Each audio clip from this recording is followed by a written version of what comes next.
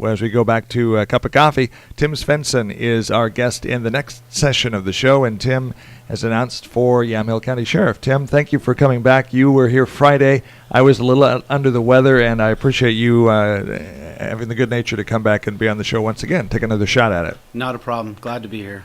So let's talk about your reasons for running for sheriff. And I guess, obviously, the Jack Crabtree is giving his nod of support to you. Yes, he has, and that's a piece that I'm very appreciative of. I've been with the Sheriff's Office for about 14 years now.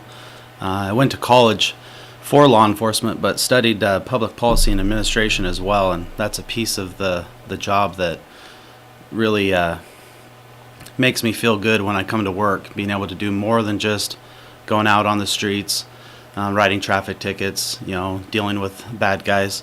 It's all the other stuff that goes along with the career that gets the guys on the road, the training, gets them the education, gets them the tools to do their job, and all the background. And that's what I enjoy doing. I think I'm very good at it. Like I said, I've worked here for 14 years as a sergeant. I've worked on patrol. I was a canine handler. I've worked in the jail for about a year, and now I'm the operations captain, and I supervise the patrol division. You've come up through the ranks rather quickly. How old are you, if you don't mind me asking? I am 35 years old. Okay. What would you say to folks who say, well, I'd like somebody a little bit older to be sheriff? That's one thing that a lot of people have asked me, with my age and experience, do I have what it takes?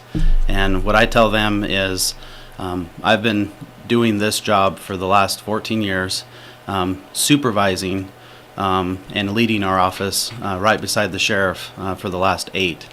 And it's a job that I take very serious. It's a job that the sheriff has put a lot of trust in me.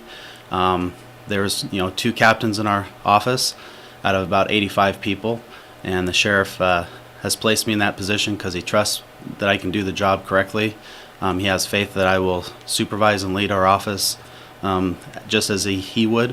And I feel that I have that leadership ability to continue our office in the future and continue having successes.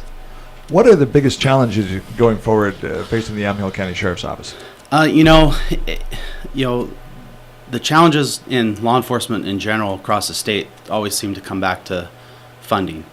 I would say that Yamhill County has been very fortunate over the last few years. We've been proactive. We looked ahead to the future. We knew that the ONC funding was going to go away. We planned for that. I would not say that we necessarily have stable funding, but we use the money that we give every year responsibly, and we use it to the best of our ability. And I would say that the challenge would be to continue with that partnership. We need to continue to partner with the county to make sure that they have faith that we're going to spend the money wisely. We need to work with the citizens to make sure that we don't ask them for more than what they can afford to pay for, that we use what they're already giving us wisely, take advantages to as many grants as we possibly can, which we do on a daily basis right now. In fact, our current budget, we have over $1 million worth of grants that come in that help operate a lot of our special programs that we run. If you could get a little bit closer to the microphone there. So let's take yesterday as an example. Sometimes there are like in everybody's life, there are days that are busy. But like yesterday when we had in the area, we had 2 fatalities, traffic fatalities. And that can tie up troopers and deputies and city police, depending on where it's happened, for a long period of time. Whenever you're taking pictures and whenever you're processing a traffic accident fatality scene, it takes time. You've got to keep the road blocked. There's a deputy there that has to, and it's taking the deputy out of service for maybe 6 hours or 3-4 hours at least. Does that cause a problem? Like, let's take yesterday. You had an incident in Forest Grove where a couple of kids were killed, and you had the tragic incident in McMinnville yesterday afternoon. Mm-hmm. And there were some deputies there that were helping with the traffic control. That creates a problem, doesn't it? It's one of those issues that not one agency in our county can manage a situation like that on their own. It doesn't matter how big the office is. You're going to need to rely on resources from other agencies. In the incident last night in McMinnville, whenever we have a fatal like that, they will typically call out the multi-agency traffic team, which consists of Oregon State Police, City of Newburgh, Dundee, City of McMinnville, Sheriff's Office, and some of the smaller agencies in the city or in the county. And what we do is we come in, we have one or two people on the team that are specialized in those areas of reconstruction. And because we know that the county can't afford to send 5 people off to reconstruct traffic crashes, we can't have 5 people dedicated in homicide investigations, we can't have 5 people dedicated in drug enforcement. We rely on the partnerships and the resources of the other agencies. So in situations like that, it is very taxing on your existing resources, but in order to maximize that, we join forces with all the agencies in our county to respond to those type of situations. We also have the interagency narcotics team, which is a joint task force around the county. We also have the major crimes team, who comes out and investigates major crimes dealing with homicides and stuff like that. So those are the type of partnerships that we have right now, and moving into the future, we need to make sure that we maintain those partnerships, that we keep the communication open, so that we can maximize all the resources we have available to us in the county, so that we can handle any situation that does come to us. What about drugs? There was a concern, I believe there still is, from the drug cartels in Mexico coming up and growing drugs, processing drugs, trafficking drugs in the state of Oregon. A big issue. Are we seeing?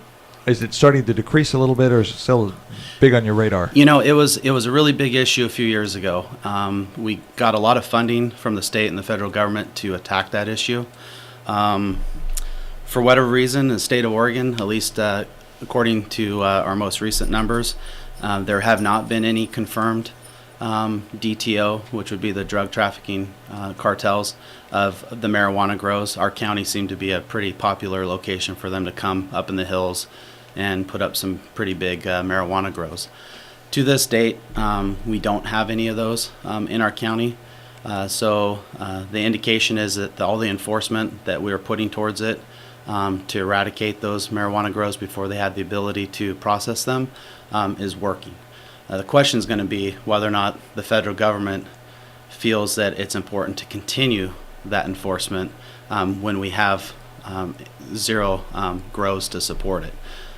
That's the fear, is that if they drop that funding, that now they'll start moving back into the area because they know that we don't have the ability to enforce it.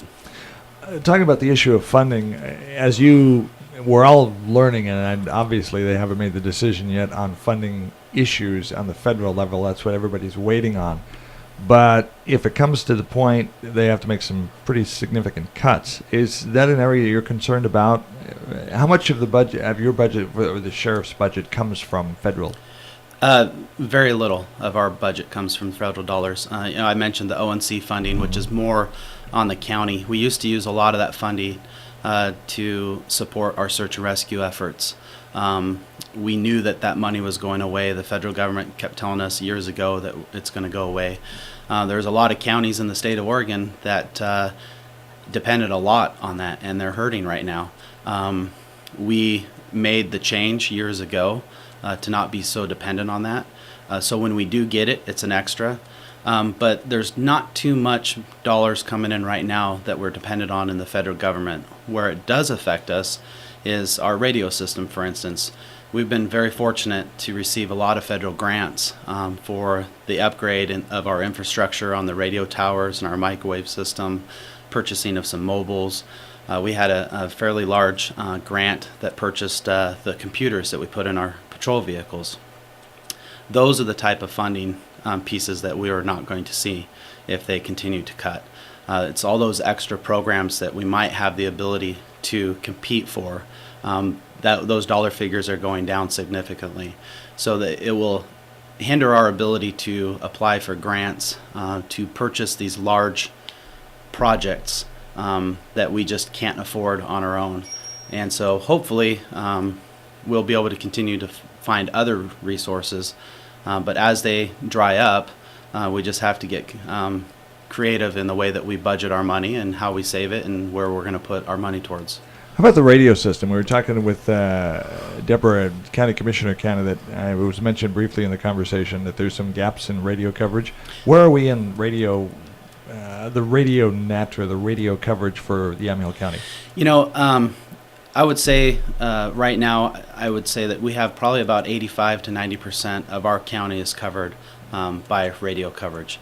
There are some areas of dead spots, which are typically up in the wooded areas.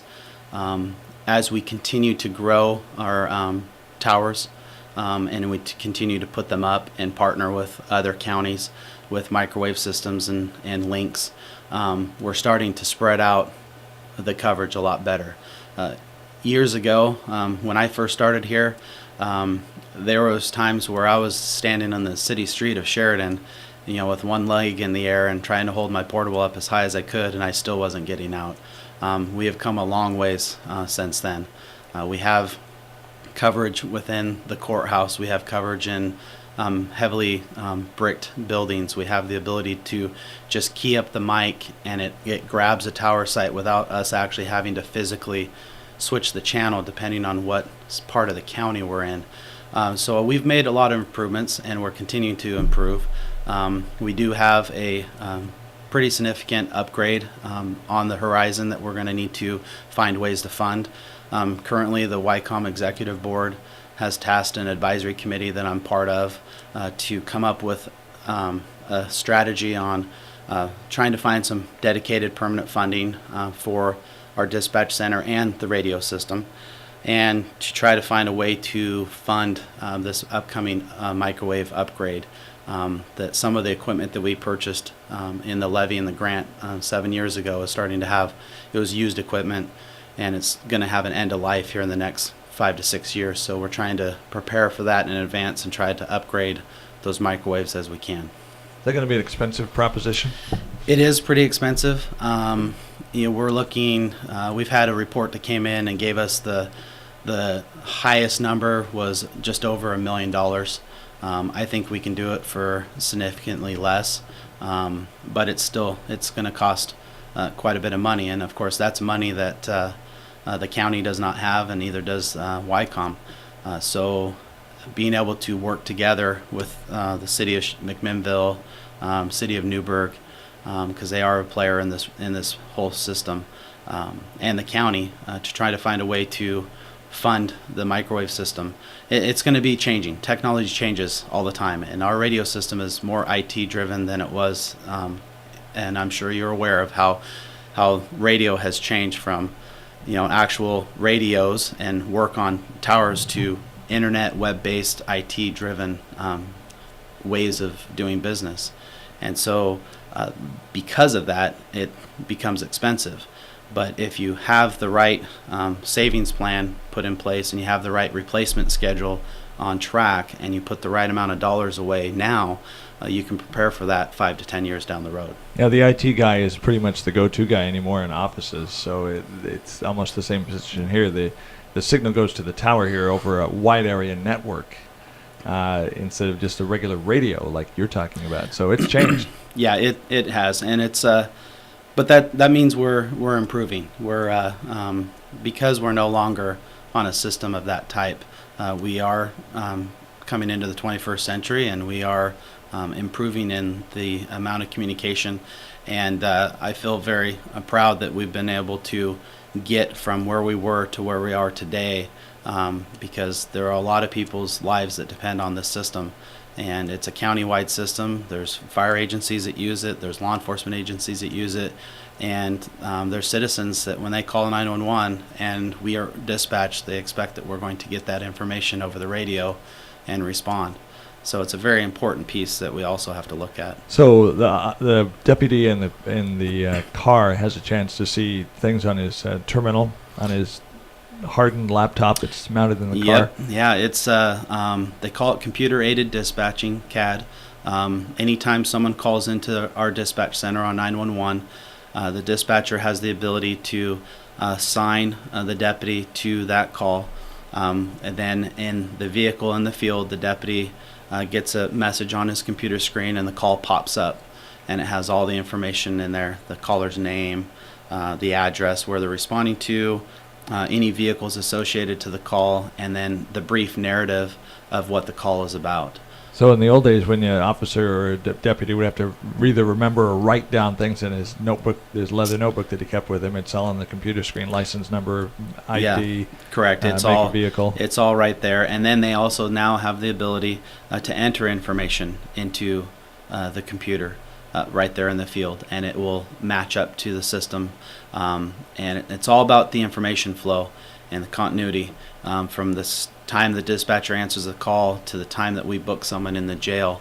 The software that we have has the capability of transferring that information all the way through to make it most efficient as possible, so the deputy's not having to re-enter data 3 or 4 times. What do you think are the 3 biggest issues affecting Yamhill County Sheriff's Office? We talked about budget quite a bit.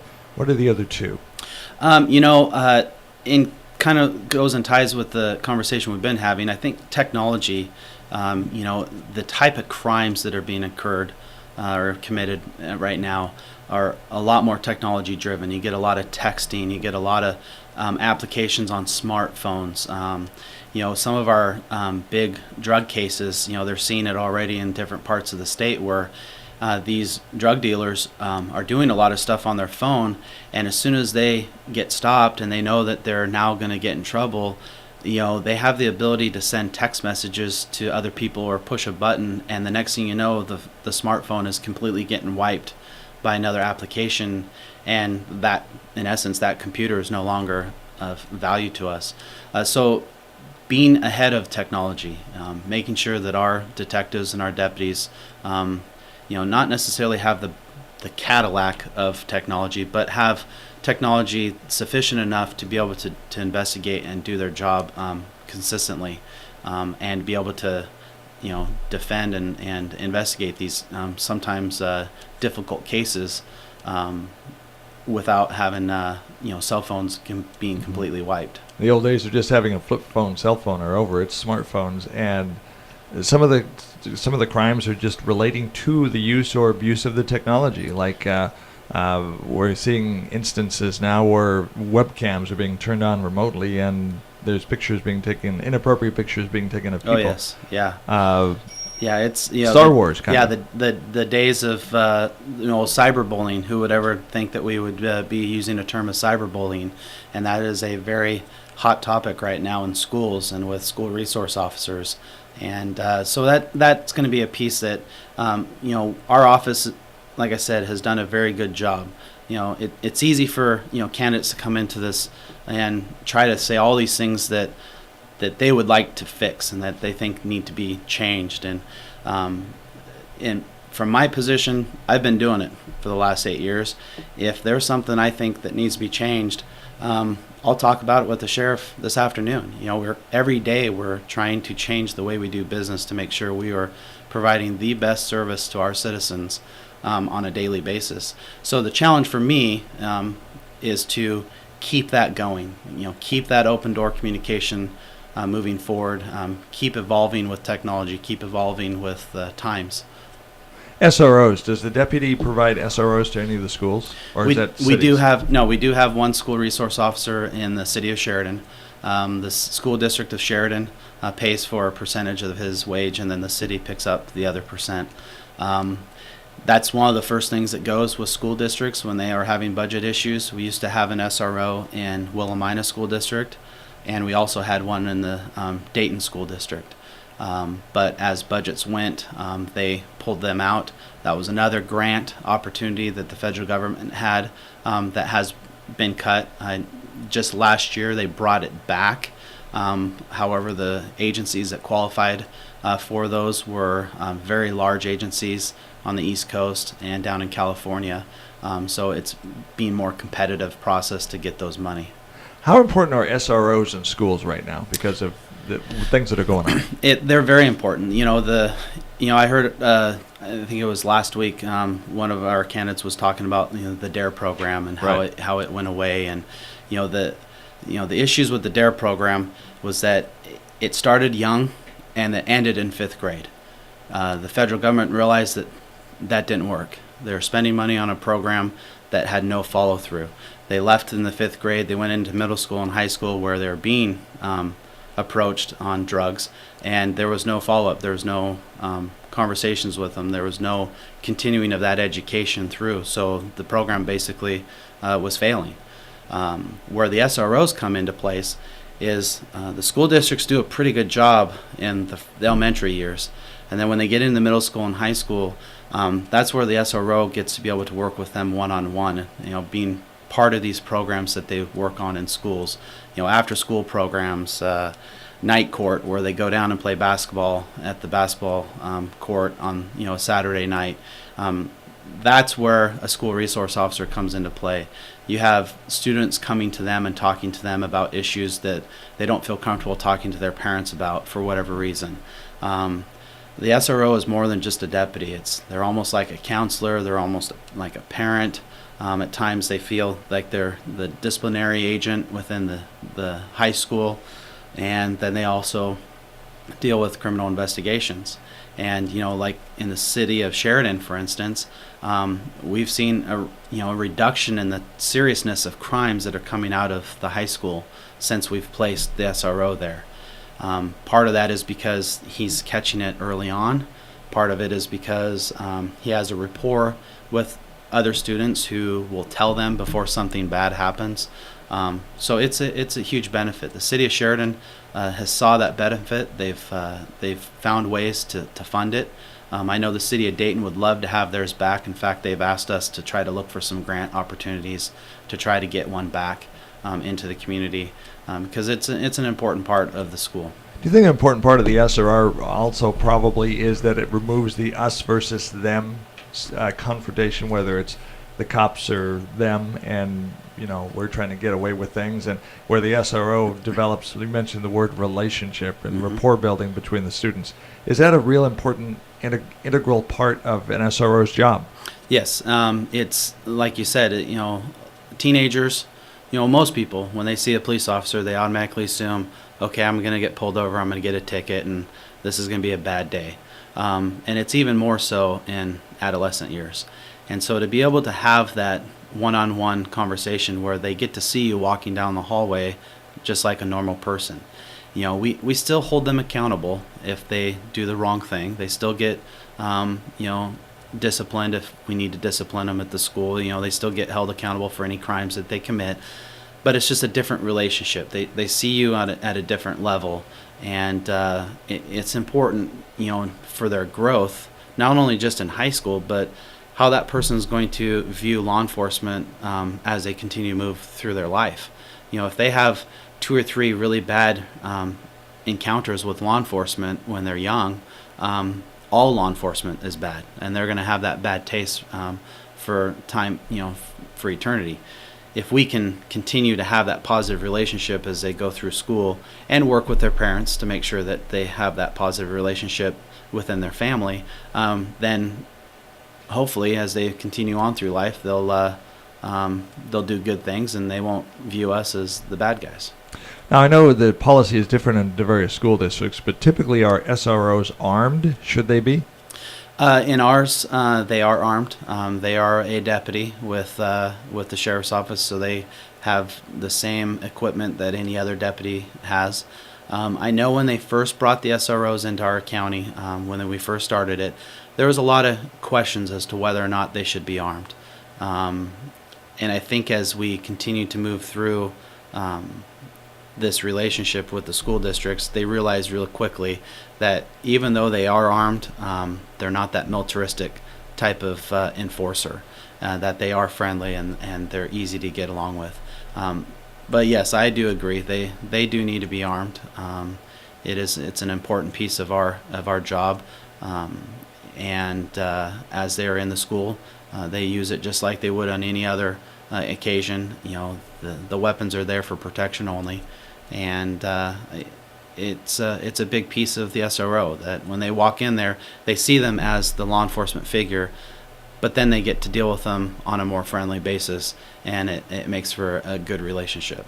But one of the important things that there's things happening in schools and society today that 10 years, even 5 years ago, we wouldn't have even dreamed of. School shootings are becoming more commonplace than any of us want to really acknowledge, but they are an issue. And having an unarmed officer in a school just doesn't seem like a good idea, at least to me. Yeah, as the world changes, unfortunately, we have to change with it. And I think at one time, you might have been able to put an unarmed SRO into a school district and be just fine. But today, even though it is Yamhill County, you have to prepare as if it could happen here. And I think it's going very well. I mean, it's a very successful program. I wish we had more, but that's one of the things that we need to look at, is try to find a way to fund those. So as the voters look at Tim Svenson on the ballot and thinking about who to vote for county sheriff, what do you want them to think of? Well, when in our office, for instance, we have promotion opportunities that come available, where people have the opportunity to promote to a sergeant's position, for instance. And you get a lot of people that come in and apply. Well, one of the things that we look at isn't necessarily what have they done just recently since that announcement came out that they have an opportunity to apply for a sergeant. We look at what have they done for the last 2 years. What have they done in their career to put themselves in a position for that promotion opportunity. And what I would ask the voters to do is to look at my career, what I have done over the last 14 years with my career path to put me in a position to be their next sheriff. I've worked the patrol, I've been a sergeant, I've put myself in positions to be promoted. I made a transfer to the jail to learn how the jail functions. I was transferred back to patrol, was an administrative sergeant for several years, and then most recently within the last 2 years promoted to captain. So I would ask the voters to look at my track record, look at my history, and understand that even though my age is 35, I have definitely put in a lot of hard work and energy into this county to develop our office to where it's at. I've had a very integral part of putting the sheriff's office on the map as it is today, and I am dedicated to continue moving that into the future. Okay, Tim, thank you for being with us on Cup of Coffee this morning. Thank you. And it's our goal to have the candidates in at least one more time before the election, and talk to them once again about the issues to give you a refresh in your mind their position as candidates. So, Tim, thank you for being with. Thank you for coming back again, too. Oh, yeah, anytime. It's a great place to be. Okay, thank you.